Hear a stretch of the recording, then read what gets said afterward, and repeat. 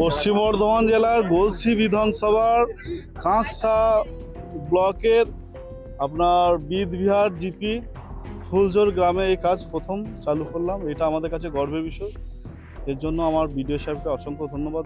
তিনি এইভাবে যে কাজগুলোকে একের পর এক বের করে এনে এই প্রকল্পগুলো চালু করছে, তাদেরকে অসংখ্য ধন্যবাদ। তার সঙ্গে সঙ্গে আমাদের এনার্জি রিসোর্সের যিনি অফিসার আছেন, ওনাকে অসংখ্য ধন্যবাদ।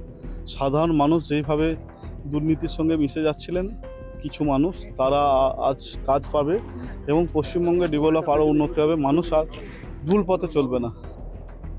ফলো করুন সংবাদ প্রতিদিন ডিজিটাল।